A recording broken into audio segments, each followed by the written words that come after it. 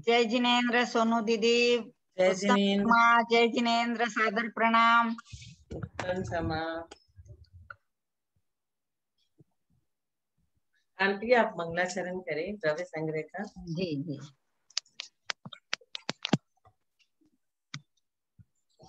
जय बोलिए आचार्य नेमी चंद्र देव की जय, द्रव्य संग्रह ग्रंथ राज की जय। जीवम जीवम दौवम जिणवर वसहे न जेन निदिठम देविंद विंद वंदम वंदे तम सर्वदा शिरसा। हम आज द्रव्य संग्रह की गाथा नंबर 11 से शुरू करते हैं। 10 तक हमने कर लिया था।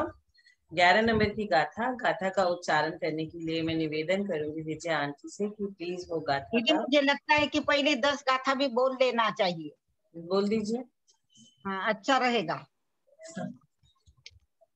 जीवो गमो अमुत्तिकत्ता सदेह परिमाणो भोक्ता संसारथो सिद्धो सो विश्वसो ढगई तिक्काले चदुपाण इंद्रिय बल मावाण पाणोय व्यवहारा सो जीवो निश्चय नय दो दुचेदना जस वो गोधुवियप्पो दंसन नाणं च दंसनं च दुधा चक्षु अचक्षु हि दंसनमद केवलं नेयं नानम् अट्ठवियप्पं मदिसुद ओहि अणाननानि मनपज्जय केवलमवि पच्चक्ख परोक्ष भेयं च अट्ठ चदुनान दंसन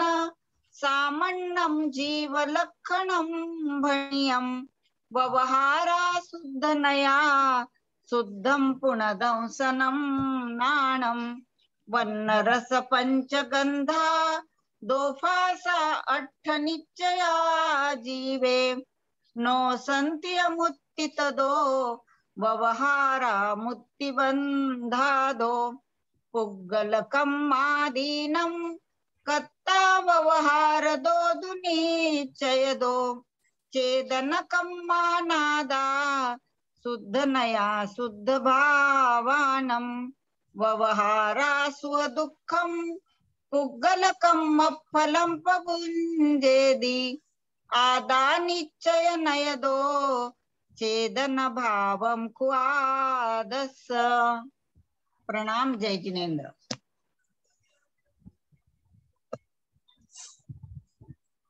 11 नंबर की गाथा 10 नंबर लेंगे ना दीदी कि 10 हो गई थी? 10 हो गई थी जी, उसको भी बोल लेती हूँ। अणुगुरु देह पमाणो संहर सप्पदो चेदा असमूह दो व्यवहारा निश्चय नय दो असंख दे सोवा पुढबी जलते वाऊ वनपदी विविहथावरे इंदी विगति गचदु पंचखा तस जीवा होंती संखादी। 11 नंबर की गाथा हम आज लेते हैं द्रव्य संग्रह की। हमने 1 से लेके 11 तक का उच्चारण सुना। अब 11 नंबर की गाथा का एक्सप्लेनेशन देखते हैं कि पृथ्वी जल अग्नि वायु और वनस्पति आदि विविध प्रकार के स्थावर एकेंद्रीय जीव है।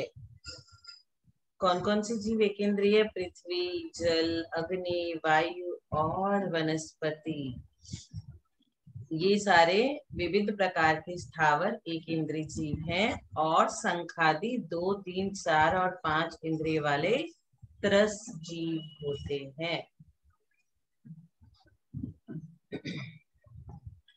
टीका में ऐसे लिखा है, होंती माने होंती आदि पदों की व्याख्या की जाती है। होंती छद्मस्थ जीव अतीन्द्रिय अमूर्त निज परमात्मा स्वभाव की अनुभूति से उत्पन्न सुख रूपी अमृत रस स्वभाव को प्राप्त न करता हुआ इंद्रिय सुख तुच्छ होने पर भी उसकी अभिलाषा करता है। हम सब प्राणी क्या करते हैं? इंद्रिय सुख की अभिलाषा करते हैं, उसमें आसक्त होकर एक इंद्रिय आदि जीवों का घात करते हैं। हम लोग जो भी जीव जमीकन खाता है, कैसे जीवों का घात होता है। आलू को अगर माइक्रोस्कोप से देखा जाए तो सूक्ष्म छोटे छोटे छोटे छोटे कितने सारे जीव उसमें दिखाई देते हैं, लेकिन जीव का स्वाद, एक हमारे रचना इंद्रिय का स्वाद, उसके लिए सारे पाप करते हैं। उस जीव घात से उपरचित त्रस और स्थावर नामकरण के उदय से जीव होते हैं। कैसे होते हैं? पूर्वी जल तेय वायु वन्न फदी विविहत हथारेंदी, मतलब पृथ्वी जल तेज वायु और वनस्पति ऐसे प्रकार के होते हैं। आगम में कहे हुए अपने अपने अनेक प्रकार के अवान्तर भेद सहित है। स्थावर नामकरण के उदय से स्थावर, एक इंद्रिय जाति नामकरण के उदय से स्पर्श इंद्रिया सहित एक इंद्रिय होते हैं।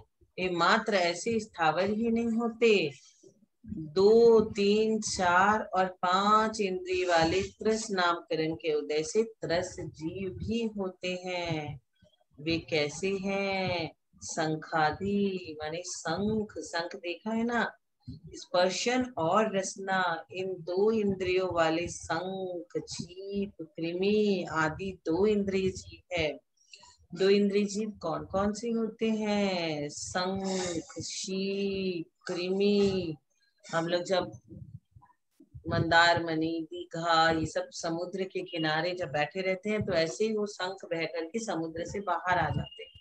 बच्चे उसे खेलते रहते हैं, लेकिन उसमें भी जीव होते हैं। कौन से? 2 इंद्रिय। स्पर्शन, रचना, घ्राण, ये 3 इंद्रिय वाले जो जीव 3 इंद्रिय वाले होते हैं, उनको क्या क्या होता है? उनको स्पर्शन होता है, रसना जीव का स्वाद होता है, घ्राण नाक होता है उनकी।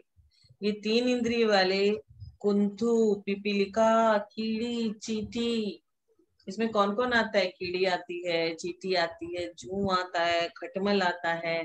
लोग क्या करते हैं? बाल से जू निकाला, नाखून में डाला और पट उसको मार दिया। खटमल बहुत हो गई, किसी के घर में स्प्रे लाया और फट से स्प्रे मार के पूरे खटमल को मार दिया। तो ये सारे 3 इंद्रिय जीव होते हैं। इनकी घ्राण भी है, रचना भी है, स्पर्श इंद्रिया भी है। अब स्पर्श, रचना, घ्राण और चक्षु, जब इंद्रिया 4 हो जाएगी तो चक्षु बढ़ जाती है। अब सोचो, आप जू के, खटमल के, पिपीलिका, कुंथु, इन सब के आंखें नहीं होती। स्पर्श, रचना, घ्राण और चक्षु, ये 4 इंद्रिय वाले क्या होते हैं? डांस, मच्छर, मक्खी, भौरा, ये सब चतुरेंद्रिय जीव है। भौरा कैसा? फूल का रस पीने के लिए फूल के अंदर घुसता है, जैसे सनसेट होता है, फूल बंद होने वाला है, उसके अंदर वो सोचता है लास्ट रस पी, और उसके अंदर मर करके अपनी जान गंवा बैठता है। मच्छर, मच्छर कैसा होता है? मच्छर इतना परेशान करता है लोगों को, जहाँ बैठता है वहां काट लेता है, और लोग क्या करते हैं? उसे मार के उसके प्राण को ही ले लेते हैं। तो 4 इंद्रिय जीव वाला है, उसके आंख भी है, उसके रचना इंद्रिय भी है, घ्राण भी है, चक्षु भी है। स्पर्श, रचना, घ्राण और चक्षु। स्पर्श, रचना, घ्राण, चक्षु और श्रितेंद्रिय, ये 5 इंद्रिय वाले मनुष्यादि पंचेंद्रिय जीव है। तो जीव कितने प्रकार के? 1 इंद्रिय, 2 इंद्रिय, 3 इंद्रिय, 4 इंद्रिय और 5 इंद्रिय। सारांश में क्या बता रहे हैं आचार्य? कि विशुद्ध ज्ञान दर्शन स्वभावी निज परमात्मा के स्वरूप की भावना से उत्पन्न परमार्थिक सुख को प्राप्त न करते हुए, आत्मा के सुख, आत्मा को परमात्मा में मिलाने का सुख, उन सबको छोड़कर इंद्रिय सुख में आसक्त जीव एक इंद्रियादि जीवों का वध करके त्रस और स्थावर होते हैं। इस प्रकार पूर्व में कहा है, अतः त्रस और स्थावर में उत्पत्ति न हो, उसके लिए उसी परमात्मा में भावना हमें करनी चाहिए। अब वही त्रस और स्थावर पना 14 जीव समास रूप से प्रकट करते हैं। अब आगे 12 नंबर की गाथा में आचार्य समझा रहे हैं। विजय आंटी हमें गाथा का उच्चारण सिखाएंगे। 12 नंबर की गाथा बोल रही हूँ, और इसमें बराबर है 14 जीव समास बताए हैं। समना अमना नेय पंचेंद्रिय निम्मना परे सौवे बादर सुमे इंद्रिय सौवे पज्जत इदराय। अब आचार्य हमें क्या कह रहे हैं 12 नंबर की गाथा में, पंचेंद्रीय जीव संगी और असंगी ऐसे दो प्रकार के होते हैं। संगी मतलब मन सहित और असंगी मतलब मन रहित। जैसे आपने देखा होगा तोता, सर्प, इनके क्या होता है ना कि कुछ कुछ तोते के मन होता है, कुछ कुछ के नहीं होता। सर्प होते हैं वो भी संगी और असंगी दोनों होते हैं। तो पंचेंद्रिय जीव संगी और असंगी ऐसे दो प्रकार के जानना। शेष सब जीव मन रहित असंगी है। इसका क्या मतलब हुआ, एक इंद्री, दो इंद्री, तीन इंद्री, चार इंद्री, जितने भी जीव होते हैं वो सब मन रहित होते हैं।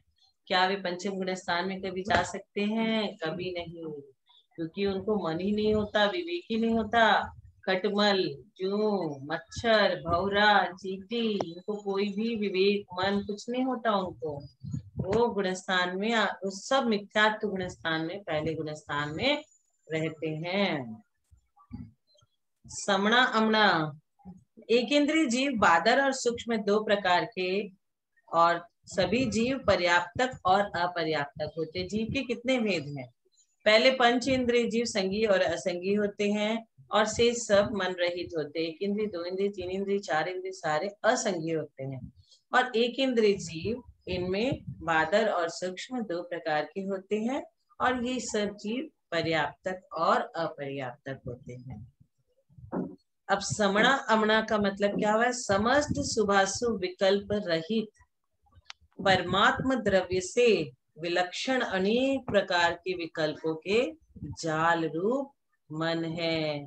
जो जीव उस मन सहित हो उन्हें समनस्क, मन सहित जीव को समनस्क संगी, और उनके विपरीत अर्थात मन रहित, मन रहित जो जीव है उन्हें अमनस्क मतलब असंगी नेया जानना। पंचेंद्री ऐसे अर्थात संगी और असंगी इन दो भेद वाले पंचेंद्री जीव होते हैं।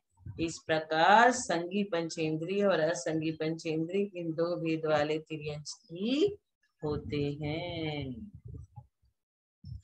अब मेरा प्रश्न ये है कि क्या गाय, भैंस, सिंह, ये सब जो पांच इंद्रिय पर्याप्तक संगी पंचेंद्री जीव है, उनका क्या गुणस्थान चौथा हो सकता है?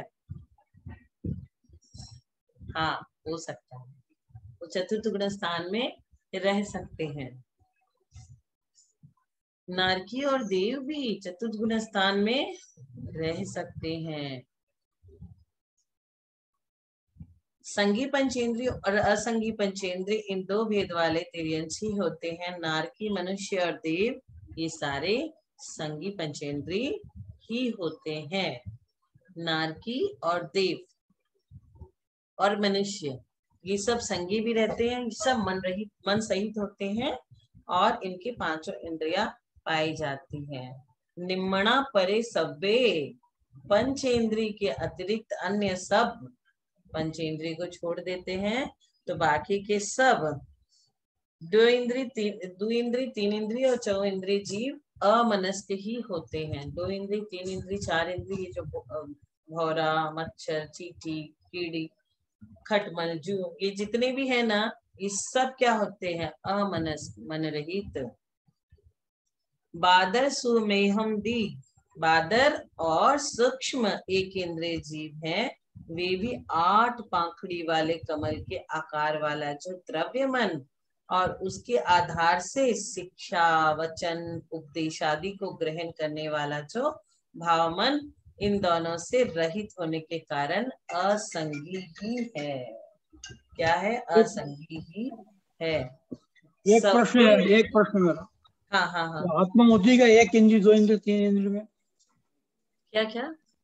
एक इंद्रिय, दो इंद्रिय, तीन इंद्रिय में आत्मा भी होती है कि नहीं? हाँ, आत्मा तो सब में होती है। शरीर इंद्रिय बिना, में भी? हाँ, शरीर मिला उसको और आत्मा मिली उसको, पंच नहीं, इंद्रिय। शरीर कहाँ है? पेड़, एक पेड़ पत्तों का बोल रहा हूँ मैं। पेड़ एक पौधे इंद्री, जो है एक ना, इंद्री जीव। हाँ, हाँ, उस आत्मा तो आपकी हर शरीर में रहेगी। ये शरीर का, ये पेड़ पत्तों में है आत्मा, पेड़ ये पौ, पूछ रहा हूँ मैं। पेड़ और पौधों में एक भी इंद्री जान जानते हैं होती है। उनको, पेड़ पत्तों को, ये छोटे झाड़ों को, छोटे छोटे पेड़ ये। पौधों में भी जान होती है। नहीं, जान में आत्मा होती कि नहीं? तो जान तो जान मैं कहाँ मान से रहा हूँ। आएगी, आप बताइए। हाँ? फिर जान कहाँ आकार को से? एक इंद्रिय है, पांच में बोलो आत्मा होती, खत्म, बाकी में नहीं होती आत्मा। लिविंग थिंग्स जो भी है ना, सब में हाँ, जान होती है, उन सब में आत्मा भी पाई जाती है, और नॉन लिविंग थिंग्स जितनी भी है उसमें किसी में भी आत्मा नहीं पाई जाएगी। तो ये पेड़ पत्तों का लिविंग मानेंगे, लिविंग है ही सारे, इसलिए जिसमें, आत्मा है ना, हाँ इसलिए आत्मा है मतलब। हाँ, आप ये जान लो कि जितने भी लिविंग थिंग्स है, ऑल लिविंग थिंग्स आर हाँ, हैविंग देयर सोल। नहीं वो तो मान लिया हमने, भाई अब पेड़ पत्ते हम तोड़ रहे हैं, कुछ भी कर रहे हैं, उसके अंदर आत्मा को परेशान हो रही है। पेड़ पत्ते हम चल भी रहे हैं घास पे, तो उसमें आत्मा है। तो उनको तकलीफ हो रही है, ये पूछ रहा हूँ मैं। गार्डन में घूम रहे हैं, यहाँ उसमें घूम रहे हैं, फिर आत्मा है, उसमें जान है, उसको तकलीफ होती है उसमें और उसकी आत्मा है आयु कि नहीं? होती बात, है। जान तो हम मान लिए, हाँ आत्मा है कि नहीं? हाँ, और उसकी उसकी आयु भी होती है कि 7 लाख वर्ष, इतने दिन तक वो भूमि हाँ, बना रहेगा, और उसके बाद उसकी मुक्ति होगी, फिर वो दूसरे पर्याय में जाएगा। तो ये ठीक है। सारे को हम लोग क्या बोलते हैं, जीव। जीव जहाँ पे भी लग गया वो सबके आत्मा होएगी, जल का एक, वायु का एक, अग्नि का एक, ये सारे हाँ, में। मैं तो जो रोज देख रहा हूँ उसका पूछा था बस।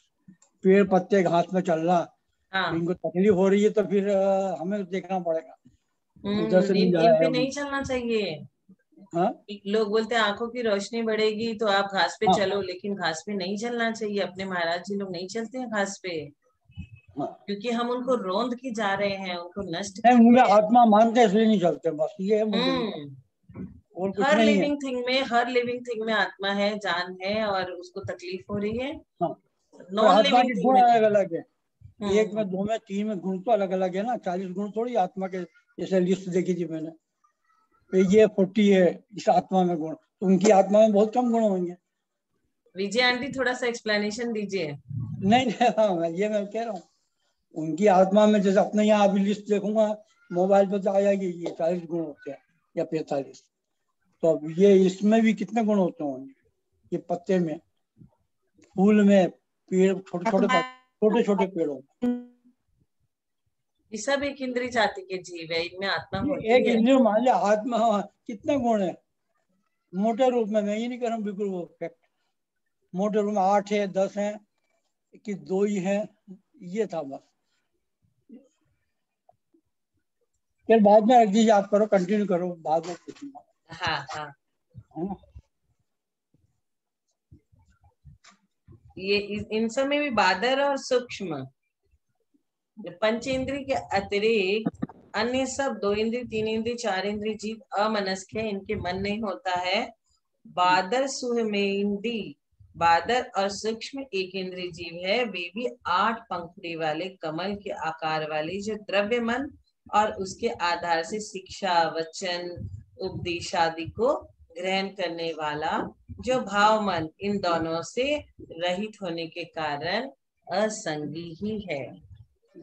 सव्वे पजत्त इदराय, उपरोक्त प्रकार से संगी और असंगी रूप से पंचेंद्रिय के 2 भेद, और 2 इंद्रिय, 3 इंद्रिय, 4 इंद्रिय रूप के विकल्त्र के 3 भेद, तथा बादर और सूक्ष्म से 1 इंद्रिय के 2 भेद, ऐसे कुल 7 भेद हो गए। अब आहार, शरीर,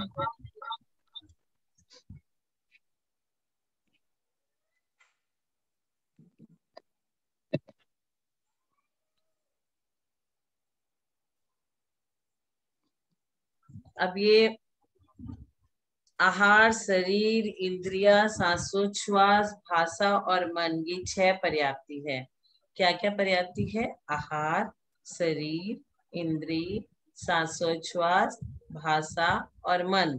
इनमें से 1 इंद्रिय जीव को 4, मतलब जो अंकल ने प्रश्न पूछा कि इनके पास क्या क्या होता है, तो एक इंद्रिय जीव को आहार होता है, शरीर होता है, स्पर्श इंद्रिया होती है और श्वासोच्छ्वास होता है। पेड़ पौधे भी फोटोसिंथेसिस क्रिया करते हैं, उनको सनलाइट मिलती है, पानी हम लोग देते हैं और वो उसको इनहेल करते हैं, कार्बन डाइऑक्साइड लेते हैं, ऑक्सीजन छोड़ते हैं दिन में, और उनको स्पर्श छू सकते हैं हम, पता चलता है, उनको फीलिंग होता है, शरीर है उनका। हाँ, आहार पानी ग्रहण करते हैं वो। विकलेंद्रीय तथा असंगी पंचेंद्रीय जीवों को मन के अतिरिक्त 5 और संगी पंचेंद्रीय जीवों को 6 पर्याप्ति होती है। इस गाथा में कहे हुए क्रम से वे सब 7 प्रकार के जीव अपनी अपनी पर्याप्ति पूर्ण होने से पर्याप्त होते हैं, अर्थात ये 7 पर्याप्त होते हैं, और अपनी पर्याप्ति पूर्ण नहीं होने से 7 अपर्याप्ति होती है। इस प्रकार 14 जीव समास हमें जानना। इंद्रिय काय और आयुष, ये 3 प्राण पर्याप्त और अपर्याप्त दोनों को होता है। पर्याप्त जीव और अपर्याप्त जीव, इन दोनों को ही इंद्रिय भी होता है, काय भी होता है और आयुष्य भी होता है। श्वासोच्छ्वास पर्याप्त को ही होता है, श्वासोच्छ्वास अपर्याप्त को नहीं होता। वचन बल प्राण 2 इंद्रिया आदि पर्याप्त को ही होता है। वचन बल प्राण 2 इंद्रिय आदि पर्याप्त को ही होता है, और मनोबल प्राण संगी पर्याप्त को ही होता है।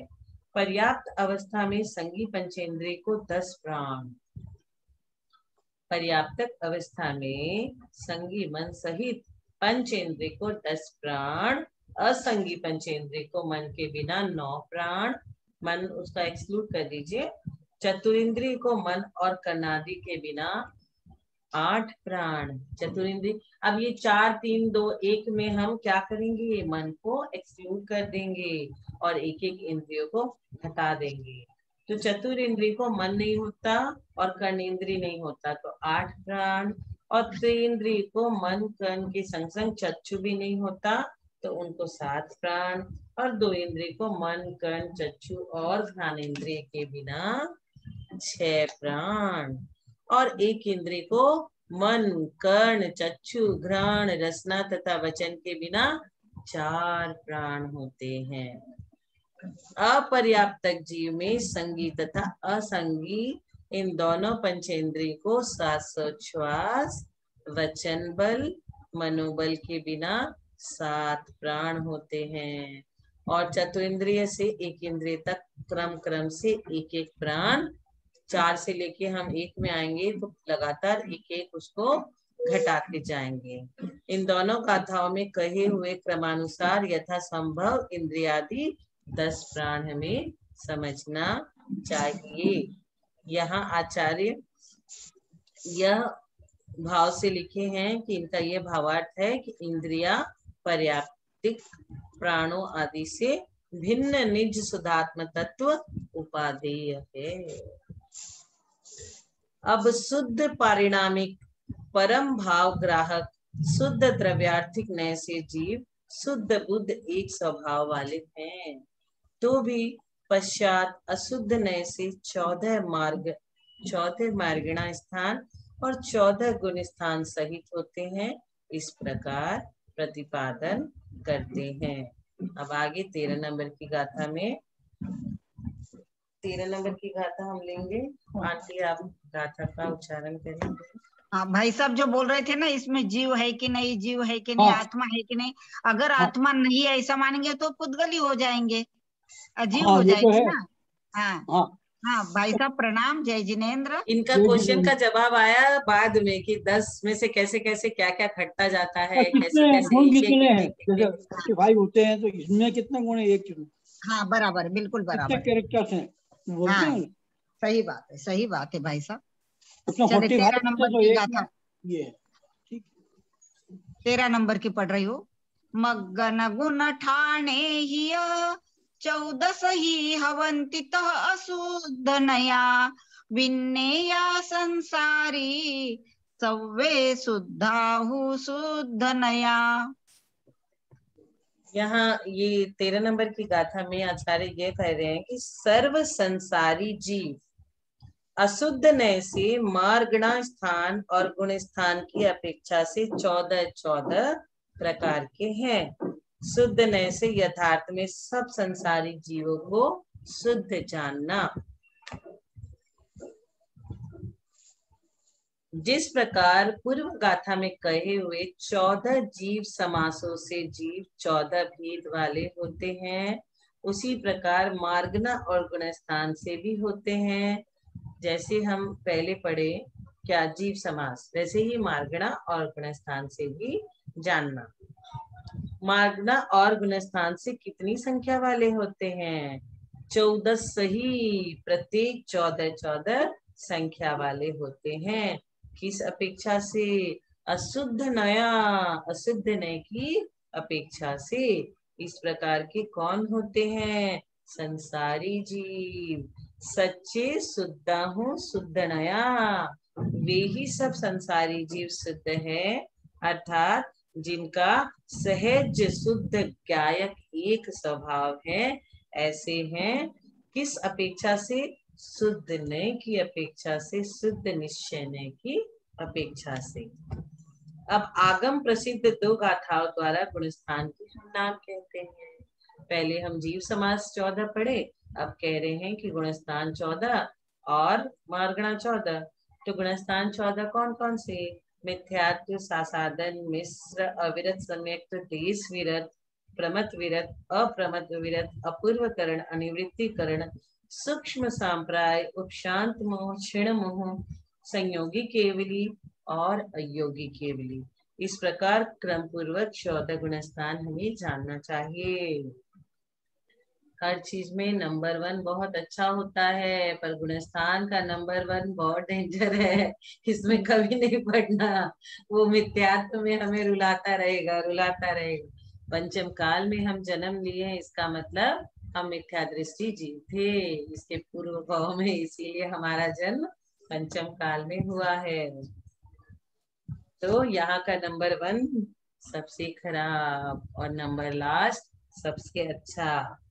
अब उन गुणस्थानों में से प्रत्येक का संक्षिप्त लक्षण कहते हैं, वह इस प्रकार है।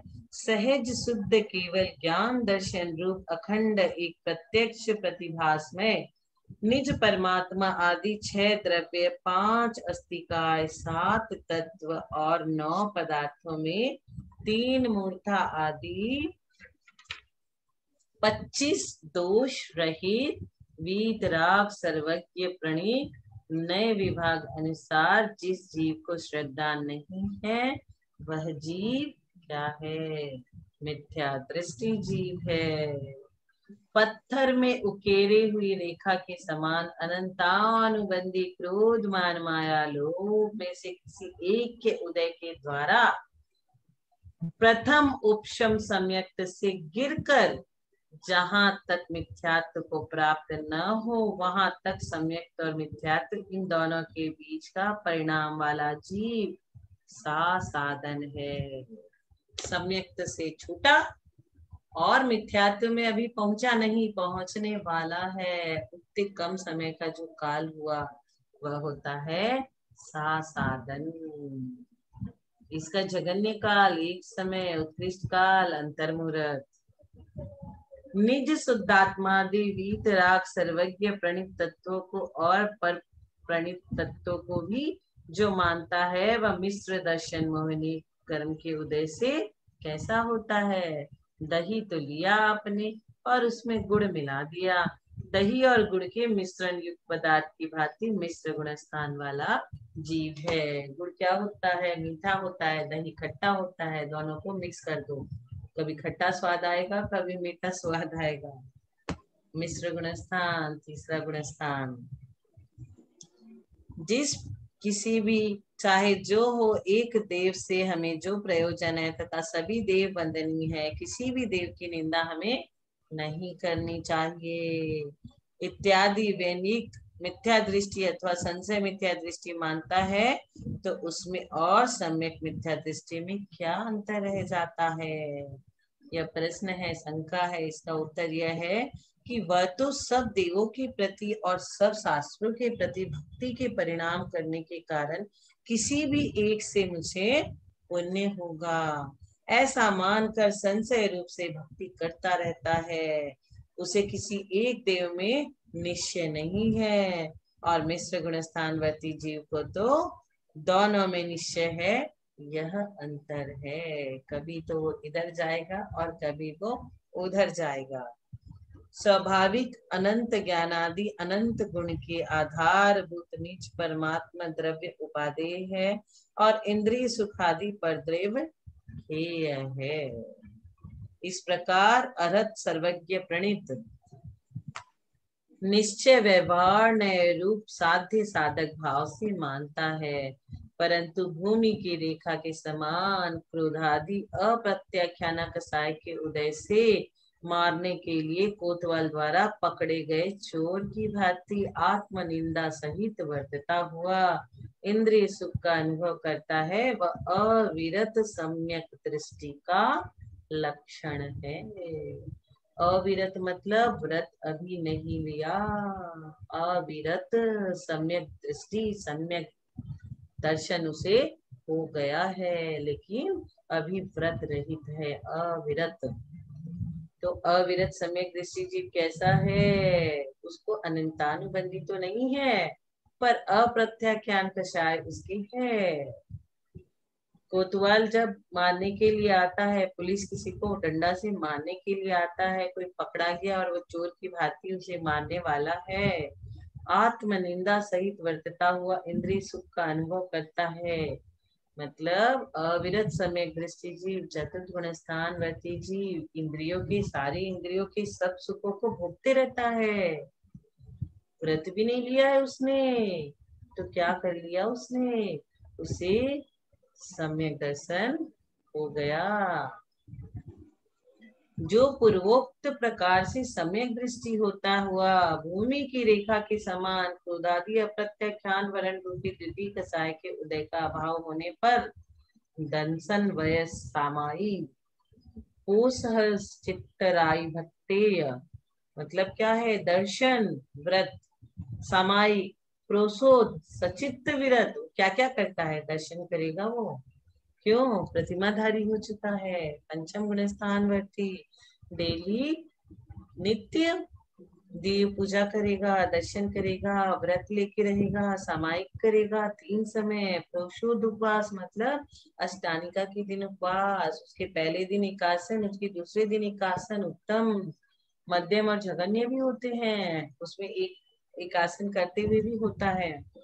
प्रोशोद करता है, सचित्त विरत, सचित्त फल नहीं खाएगा, सचित्त का त्याग करेगा, रात्रि भोजन का त्याग करेगा, ब्रह्मचर्य व्रत का पालन करेगा, आरंभ का त्याग करेगा, परिग्रह का त्याग, अनुमति त्याग और उद्दिष्ट त्याग। हम लोग अनुमति देते हैं ना, बच्चे लोग पूछते हैं पापा मम्मी मैं ये कर लूं क्या? अब उस चीज को करने में जो भी पाप लगता हो वो भी हमारे सर आ जाएगा यदि हमने अनुमति दी है तो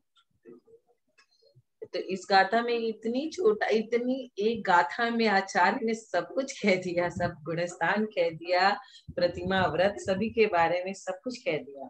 इस गाथा में कहे हुए श्रावकों के 11 स्थान में अंतरंग में निश्चय से एक देश रागादि रहित स्वाभाविक सुख की अनुभूति जिसका लक्षण है, और बाह्य विषयों में व्यवहार से हिंसा, असत्य, चोरी, अब्रह्म तथा परिग्रह की एक देश निर्वृत्ति जिसका लक्षण है, उसमें वर्तता है, वह पंचम गुण स्थानवर्ती श्रावक है। इसमें सारे अलग शुल्लक, माताजी, प्रतिमाधारी, ब्रह्मचारी, दीदी, भैया सब आ गए, लेकिन दिगंबर वेश धारे मुनिराज इसके आगे है।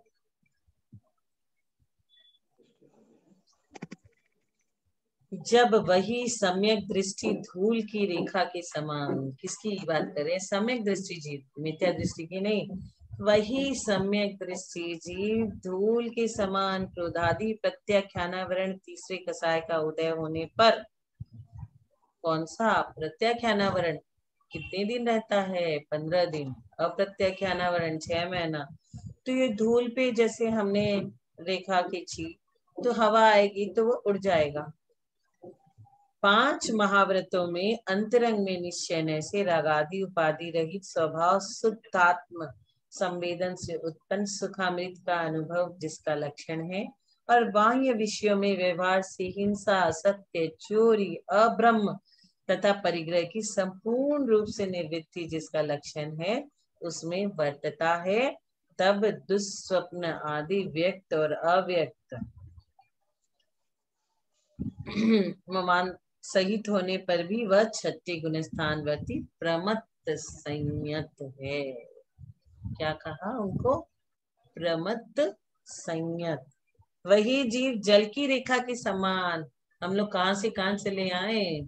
हम लोग जब पहले भूमि पत्थर, पत्थर भूमि रेत, और अब जल की रेखा में आ गए हैं हम। जल की रेखा के समान संजलन कसाय का मंद उदय होने पर प्रमाद रहित, प्रमाद नहीं है, शुद्धात्म अनुभव में दोष उत्पन्न करने वाले व्यक्त और अव्यक्त प्रमाद रहित वर्तता हुआ 7म गुणस्थानवर्ती अप्रमत्त संयत है। अप्रमत्त मतलब प्रमाद से रहित, मतलब नहीं, प्रमाद, प्रमाद उनको नहीं है, संयत, संयम उनके पास है। वही जीव संज्वलन कसाय का अत्यंत मंद उदय होने पर अपूर्व परम आहाद रूप एक सुख की अनुभूति जिसका लक्षण है, ऐसा अपूर्व करण उपसमक अथवा छपक नामक 8वां गुणस्थान वर्ती है, जिसमें पंचम काल में कोई भी मुनिराज नहीं पाए जाते।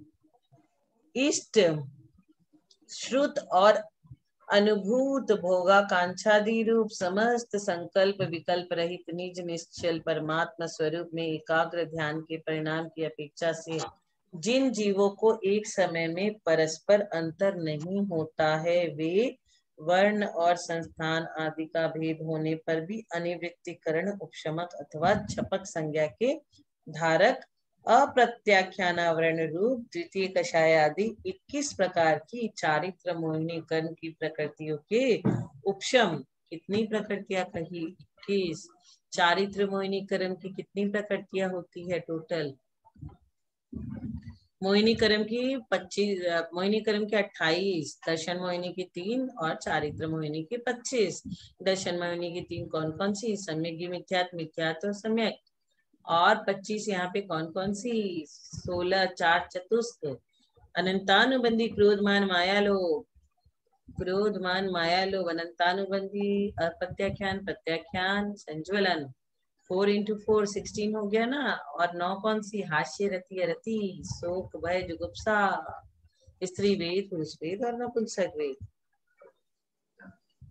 21 प्रकार की चारित्र मोहिनी कर्म की प्रकृति के उपशम, क्या तो उसे दबाएंगे और या फिर उसे क्षय करेंगे। क्या करेंगे?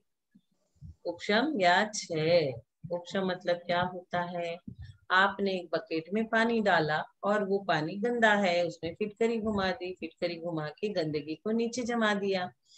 अब क्या होगा? कोई भी व्यक्ति आया और उस बकेट को हिला दिया, फिर से गंदगी ऊपर आ गई। इसे बोलते हैं उपशम, दबाना। कभी भी वो उगड़ सकता है। क्षय मतलब आपने उस बकेट में फिटकरी डाल के गंदे पानी का कचरा नीचे जमा दिया और फिर उस बकेट को उठा के उसका साफ जल दूसरे बकेट में डाल दिया। अब दूसरे बकेट को कोई कितना भी हिलाए लेकिन वह गंदा होगा क्या? नहीं होगा। उसे बोलते हैं क्षय। तो 21 प्रकृतियों की चारित्र मोहिनी कर्म की प्रकृतियों के उपशम और क्षय में समर्थ ऐसे 90 गुणस्थानवर्ती जीव हैं। सूक्ष्म परमात्मा तत्व की भावना के बल से सूक्ष्म अत्यंत कृश हुए लोभ कषाय का उपशम अथवा क्षय करने वाले जीव 10म गुणस्थानवर्ती है। 10वें गुणस्थान में क्या जाता है? लोभ कषाय। लोभ कषाय कब खत्म होता है? क्या चीज का लोभ है उन्हें? सिद्ध बनने का, केवल ज्ञानी होने का। परम उपशम मूर्ति निजात्म के स्वभाव के अनुभव के बल से संपूर्ण मोह का उपशम करने वाले जीव 11वें गुणस्थानवर्ती है। उपशम श्रेणी से विलक्षण ऐसे छपक श्रेणी के मार्ग से निष्कषाय शुद्धात्मा की भावना के बल से कषाय का क्षय करने वाले जीव 12वें गुण स्थान बैठी हैं। मोह का क्षय करने के पश्चात अंतर्मुहूर्त काल पर्यंत स्व शुद्धात्म संवेदन जिसका लक्षण है, ऐसे एकत्व वितर्क अविचार नामक द्वितीय शुक्ल ध्यान में स्थिर होकर उसमें अंतिम समय में ज्ञानावरण, दर्शनावरण और अंतराय इन तीनों का एक साथ एक समय में नाश करके मेघ पटल में से निकले हुए सूर्य की भांति सकल निर्मल केवल ज्ञान की किरणों से लोक और अलोक को प्रकाशित करने वाले 13वें गुणस्थान वर्ती जिन भास्कर हैं। मन वचन काय की वर्गना का जिन्हें अवलंबन है और कर्मों को ग्रहण करने में जो निमित्त है, ऐसे आत्मा प्रदेशों के परिस्पंदन रूप जो योग उनसे रहित 14वें गुणस्थान वर्ती अयोगी चिन्ह है।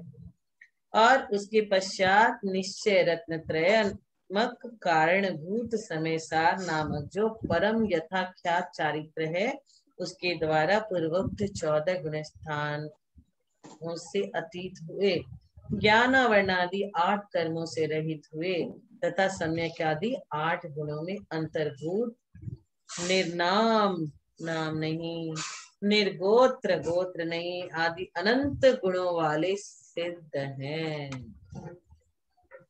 क्या है वे? सिद्ध हैं, सिद्ध। समय अपना हो गया है। आज की क्लास यहीं पे विराम देते हैं, जनवाणी स्तुति करेंगे।